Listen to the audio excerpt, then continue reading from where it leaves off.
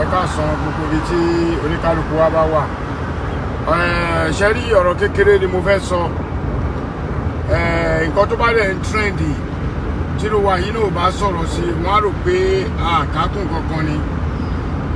Mo fẹ́ kí kinní kan yé ọ̀pọ̀lọpọ̀ nínú àwọn ọmọ Yorùbá ní pé wọ́n ní ṣoore wọ́n ní ká ṣọ́ oore ṣe.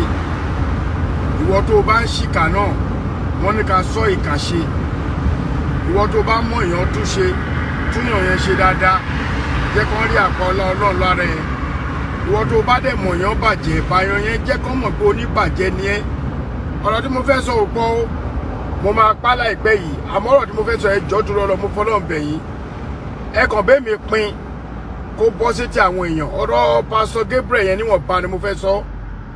Èmi ò ní nǹkankan tí mo fẹ́ fi blame Pastor Gabriel. Bọ̀kọ́ ayọ̀ kan tí mo kàn fẹ́ sọ fún gbogbo ìlú ni pé ẹ bẹ̀ Pastor Gabriel kan fi brother wa Muyideen yẹn kan fi sílẹ̀ kan jẹ́ kó máa bá títí ẹ lọ. Ẹ jẹ́ kí Muyideen lo ìgbésí ayé ẹ̀. Ìdí tí mo dẹ̀ fi sọ bẹ́ẹ̀ mi ìfẹ́ sọ̀rọ̀ yìí láti jẹta o. Ìdí tí mo fi ní kẹ́ jẹ́ kó lo ìgbésí ayé ẹ̀ ni wípé number one man he is 40 years old. Number two, Pastor Gabriel is 30 years, àbí 29 sí 30 years náà pé a dúpẹ́ lọ́wọ́ Ọlọ́run. Àmọ́ tí a bá wá ràn yàn lọ́wọ́ anybody lè bú mi o, bọ̀ èmi máa sọ tọ̀rọ̀. Torí ẹ̀yin èèyàn ẹ̀ fẹ́ gbọ́ tọ̀rọ̀. Kò ṣe é tẹ́ wo mi ṣe mọ̀ nǹkan tó bá tún wò tó bá tẹ́ bá ti pẹ́ ṣí ẹ̀ tó bá bọ́ sọ́wọ́ àwọn àtìláwí. Àwọn tó jẹ́ pé gbogbo tí wọn ò ju pé kán bà tèèyàn jẹ́ lọ. Gbogbo tí wọn ò ju pé bad comment nìkan òun ni wọ́n fẹ́ sọ̀ lé lórí. Ṣẹ́rí alákọ̀ọ́kọ́ Pastor Gabriel adúpẹ́ pé ó ṣe Muyideen lóore. Àmọ́ oore yẹn ti dórí ẹ̀dẹ́. Ẹ má bínú ẹ̀yin èèyàn. Oore tó ṣe fún yẹn, oore tó ṣe fún tó wù kọ́ ẹ̀ lọ́rùn. Ẹni tó bá bọ́ta tó bá takù mi nínú àtọ́jẹ́ sọ̀rọ̀sọ̀rọ̀. Àjọ máa wọ̀ tán ni lọ́tẹ̀ yìí. Ẹni saga tó bá wá tó bá takù mi. Opinion tèmi ò lè sọ fún pé kí n má sọ. Don't mention my name, you can say anything you want, but má dárúkọ mi. Tó bá ti dárúkọ mi you are free, but tó bá dárúkọ mi má bẹ́ẹ̀ pò tán. Bẹ́ẹ̀ ni tí èèyàn bá wà láyé yìí tó bá lọ fẹ́ ràn yàn lọ́wọ́ tó dẹ̀ ràn èèyàn yẹn lọ́wọ́ gẹ́gẹ́ bí ìrànlọ́wọ́ tọ́lọ̀ fún ẹ ó yẹ kó yín nù ni náà wo kọ́lé fún yàn accepted.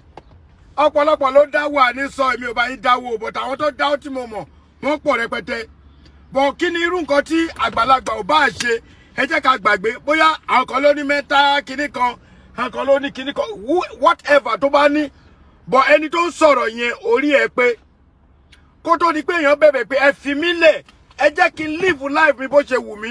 Ọ̀rọ̀ ọlọ́pọlọ ni kò ń sọ̀rọ̀ ẹni tí ò gbọ́n torí ọ̀rọ̀ ẹni tí ò gbọ́n àmọ́ ọ̀rọ̀ ẹni tó gbọ́n àmọ́ ẹ jẹ́ ká jọ ronú sí kinní ẹ̀yin èèyàn tẹ́ ń wò mí yìí. Ó ní ẹ fi mí lẹ̀ ẹ jẹ́ n live life mi bó ṣe wù mí.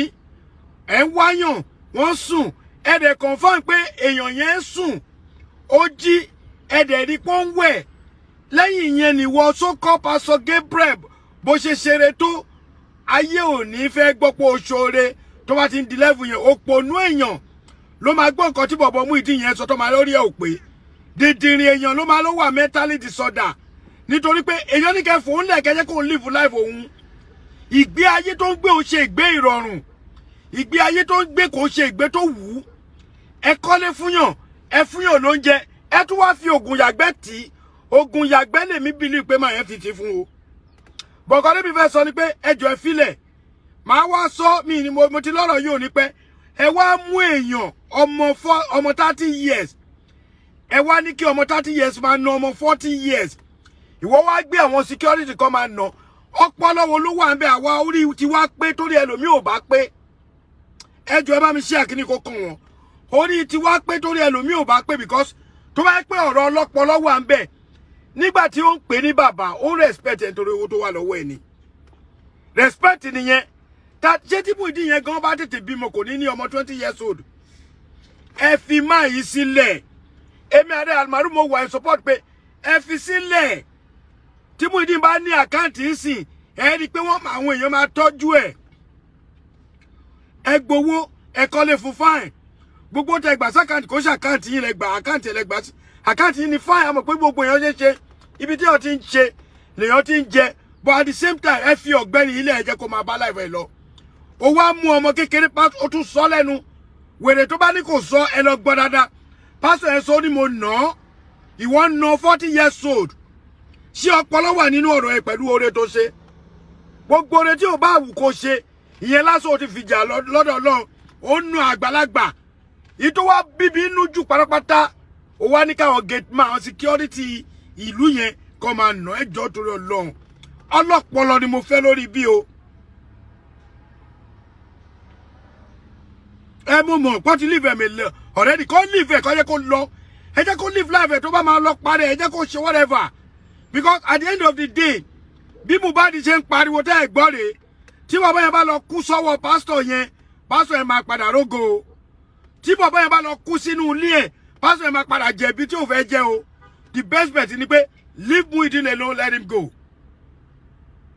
ẹni náà yẹ kẹ́ wo pé èèyàn wà ní 40 years kò bímọ tí nǹkan bá ṣe àbí tí nǹkan ò bá ṣe olómọ èmi ò lè ní nǹkan ṣe because pẹ̀lú nǹkan débi fi rí ìdí ẹ̀ yẹn ó mọ nǹkan tó ń sọ ó ní láàbù tó ń gbé bẹ̀ yẹn wọ́n ti ṣóòkì máa yí pa ẹ lè ṣóòkì èèyàn pa kẹ́ni kó má gbégbé ayé ẹ̀ akọ ló ta bàbá Ìjẹ̀bú fine akọ ní bóyá wà on drug fine okay ẹ má ṣóòkì life ẹ̀ let him go then pastor tẹ bá ti ṣoore fún yàn ọjọ́ mi ẹ má máa fògùn yàgbẹ́ tí o àwa lè má kọ́lé fún yàn o àwọn táwọn àti ẹ̀dí fún lówó àti ẹ̀mẹ́lòmíì rí níwọ̀n bá ṣe ta fún wọn lè dúpẹ́ Ọlọ́run bọ̀ kí ló dé tó wá jẹ́ pé ẹ wá mú àdúró àgbàlagbà bẹ́ẹ̀ yẹn